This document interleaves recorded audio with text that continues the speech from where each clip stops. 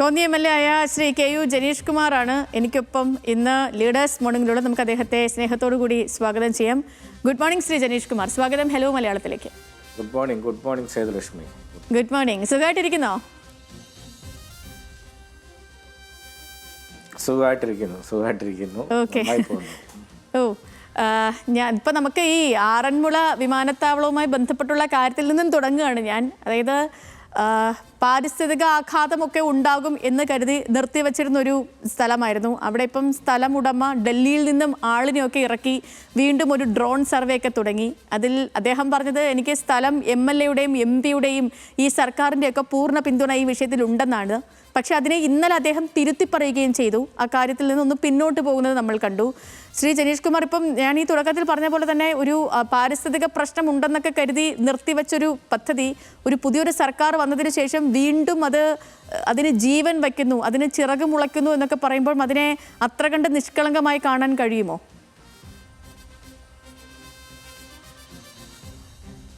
ഒരിക്കലുമില്ല. നമ്മളിവിടെ സേതുലക്ഷ്മി പറഞ്ഞതുപോലെ ഡ്രോൺ സർവേ നടന്നു എന്ന് പറയുന്നു. നടന്നു എന്ന് നടത്താൻ ഉദ്ദേശിക്കുന്നതേ ഉള്ളൂ, ആലോചിക്കുന്നതേ ഉള്ളൂ എന്ന് വീണ്ടും തിരുത്തി പറയുന്നു.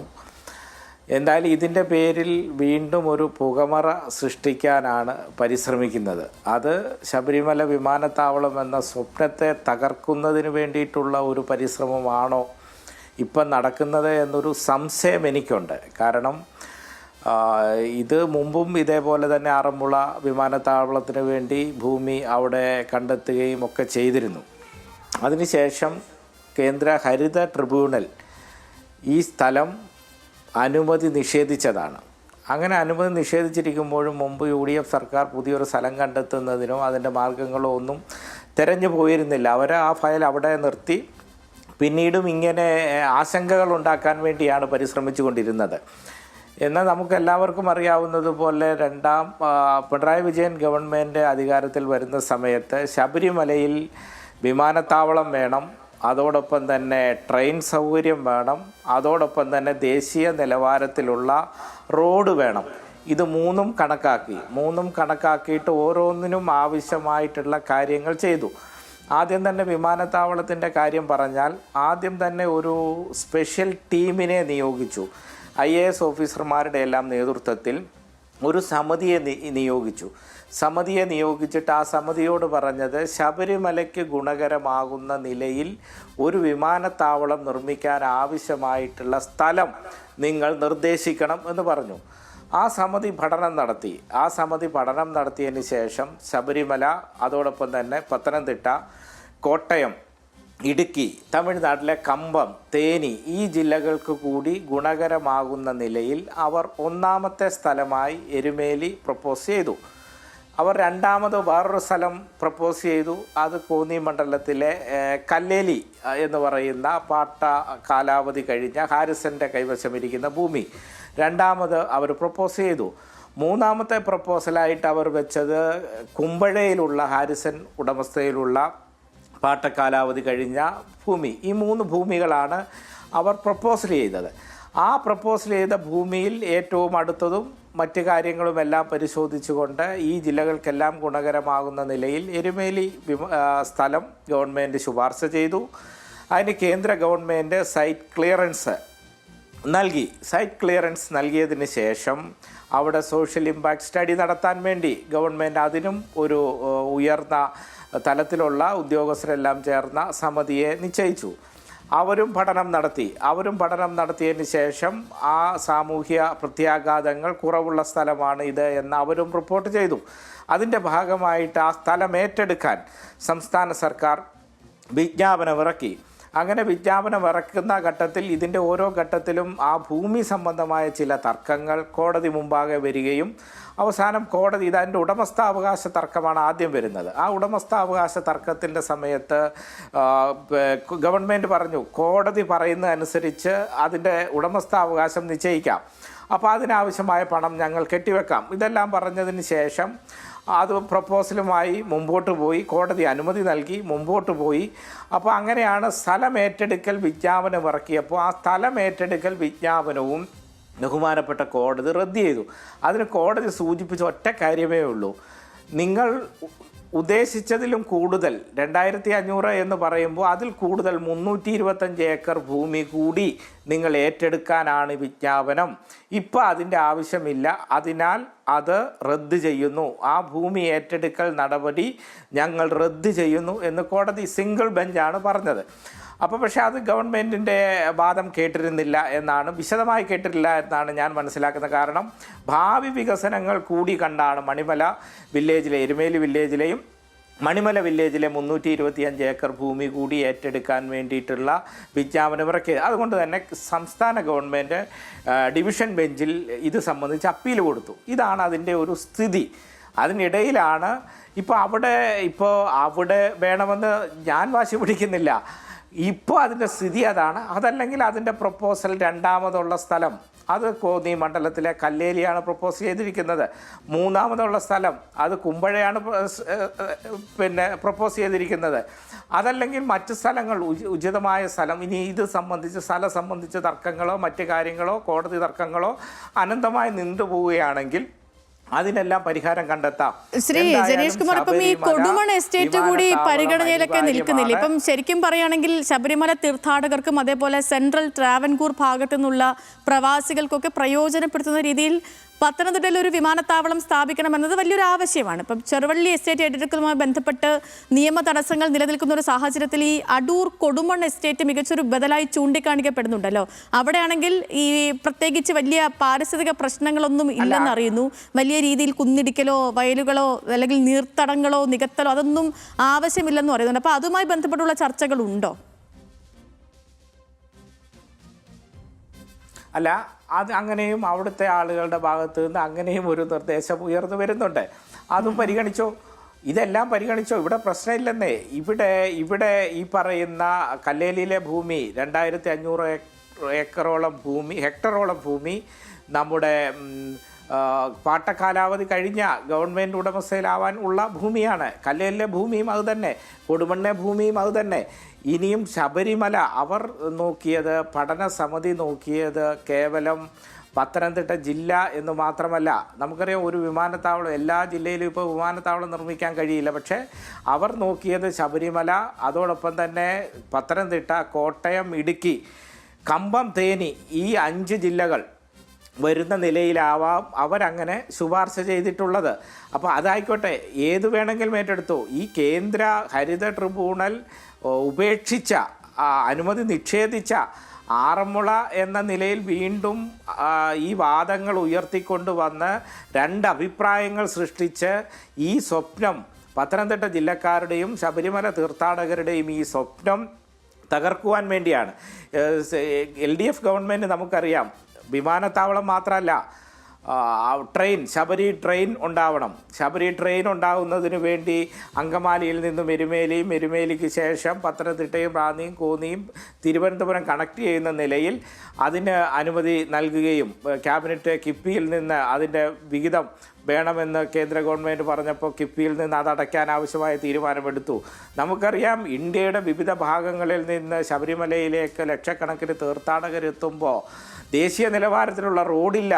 അന്നത്തെ പൊതുമരാമത്ത് മന്ത്രി ശ്രീ PA മുഹമ്മദ് റിയാസ് കേന്ദ്ര ഗവൺമെൻറ്റിനെയും കേന്ദ്രമന്ത്രിയെയും എല്ലാം കണ്ടിട്ട് തെങ്കാശിയും മധുരയും കണക്ട് ചെയ്യുന്ന നിലയിൽ ദേശീയപാത അച്ചൻകോവിൽ വഴി കോന്നി വഴി സീതത്തോട് ചിറ്റാറെല്ലാം വഴി പ്ലാപ്പള്ളി കണക്ട് ചെയ്ത് ഗവി വഴി മധുര കണക്ട് ചെയ്യുന്ന തരത്തിൽ, തെങ്കാശി മധുര കണക്ട് ചെയ്യുന്ന തരത്തിൽ ശബരിമലയ്ക്ക് പ്രാധാന്യമുള്ള ദേശീയപാത നിർമ്മിക്കണമെന്ന ആവശ്യവും കേന്ദ്ര ഗവൺമെൻറ്റിൻ്റെ മുമ്പിൽ സമർപ്പിച്ചിരുന്നു. ആ ആവശ്യവും അനുഭാവപൂർവ്വം പരിഗണിച്ചു. അത് സംബന്ധിച്ചുള്ള ഫയലുകളും മുമ്പോട്ട് പോവുകയാണ്. ഇത് മൂന്നും അടിയന്തര പ്രാധാന്യത്തോടു കൂടി എല്ലാവരും ഒന്നു ചേർന്ന് നിന്നുകൊണ്ട് നടപ്പിലാക്കേണ്ടത് പത്തനംതിട്ട ജില്ലയുടെയും ലക്ഷക്കണക്കിന് ശബരിമല തീർത്ഥാടകരുടെയും ആവശ്യമാണ്. ഇത് സംബന്ധിച്ച് മറ്റ് തർക്കങ്ങളിലേക്കും വിവാദങ്ങളിലേക്കും പോവരുത്. ശ്രീ ജനീഷ് കുമാർ, ഈ എബ്രഹാം കലമണ്ണിൽ അങ്ങയുമായിട്ട് സംസാരിക്കാനൊക്കെ ഒരു ശ്രമം നടത്തിയിരുന്നോ? അല്ല, അദ്ദേഹത്തിൻ്റെ ആവശ്യങ്ങൾ പറയും. അദ്ദേഹം ഈ കാര്യം എന്നോടും സംസാരിച്ചിരുന്നു.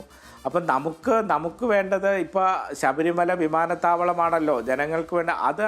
ഇത് 10 വർഷം മുമ്പ് ഉപേക്ഷിച്ച ഒരു സാഹചര്യമല്ലേ അവിടെ നിൽക്കുന്നത്. എന്തായാലും പത്തനംതിട്ട ജില്ലയിൽ വിമാനത്താവളം ആണ് ആവശ്യം.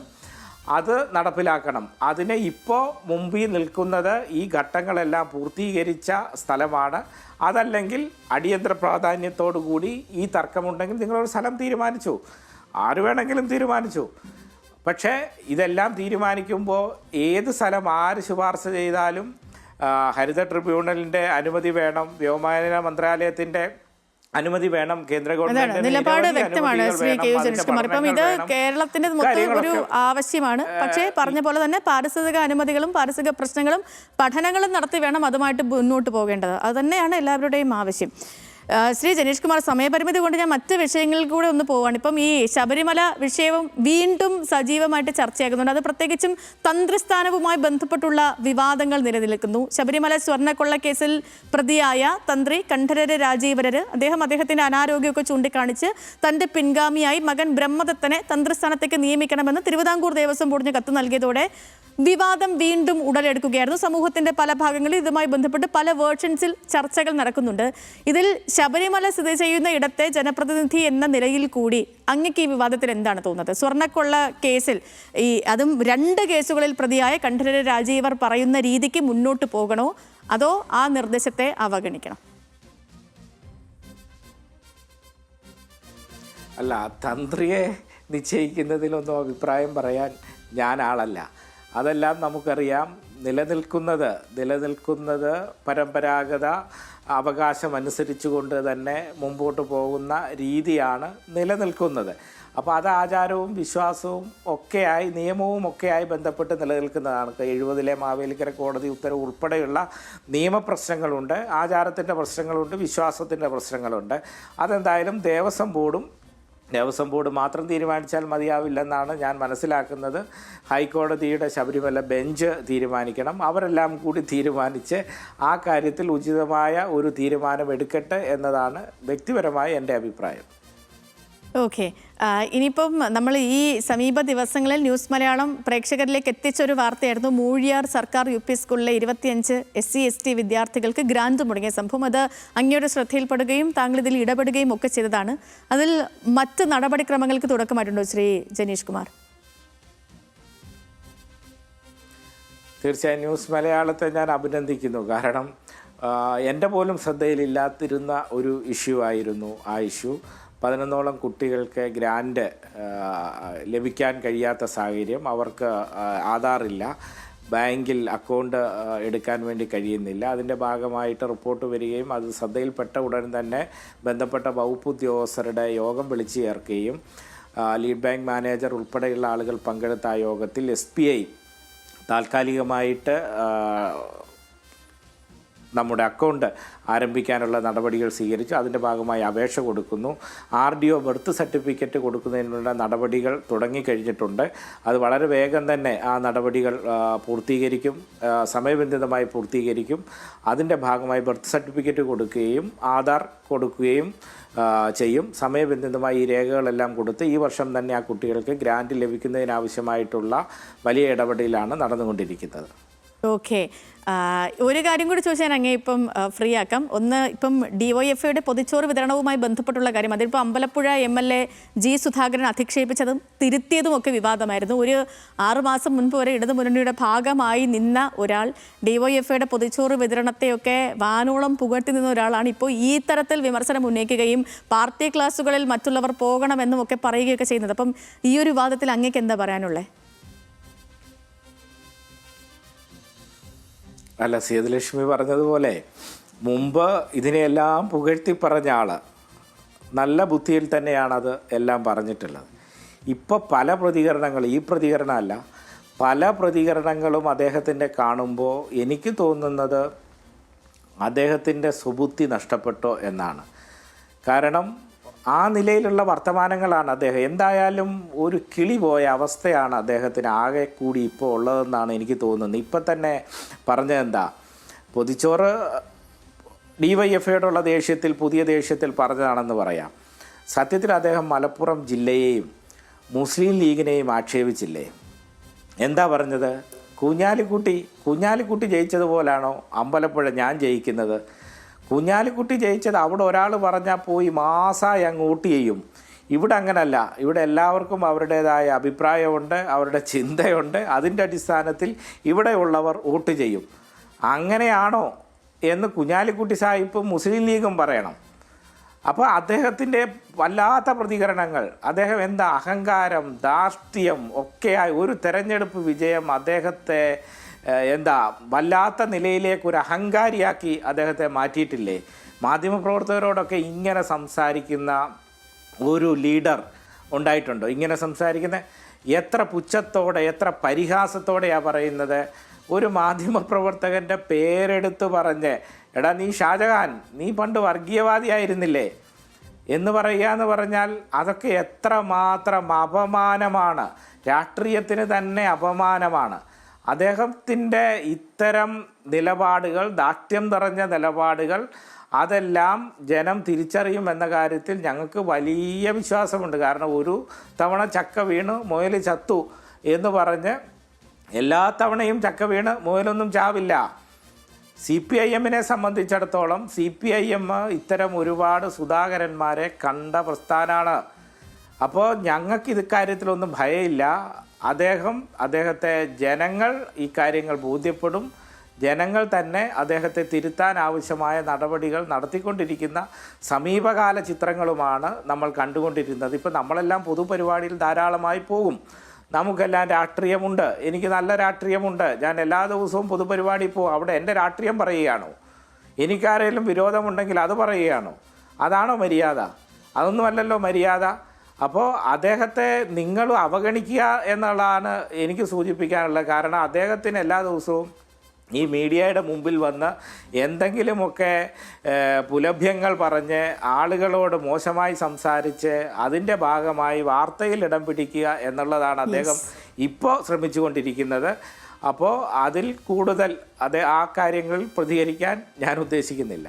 ഓക്കെ, വ്യക്തമാണ് ശ്രീ ജനീഷ് കുമാർ. അപ്പം ഞങ്ങൾക്കിപ്പം ജോയിൻ ചെയ്തതിന് ഒരുപാട് സന്തോഷം. ഇപ്പം ഇന്നോട്ട് ലോകകപ്പിൻ്റെ സെമി ഫൈനലൊക്കെ തുടങ്ങുകയാണ്. ഏതെങ്കിലുമൊക്കെ ടീമിനെ സപ്പോർട്ട് ചെയ്യുന്നുണ്ടോ അങ്ങ്?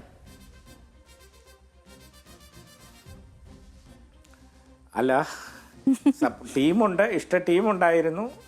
പക്ഷേ ഇപ്പോൾ ആദ്യഘട്ടം മുതൽ തന്നെ അത് വെളിപ്പെടുത്തിയില്ല. ഇനി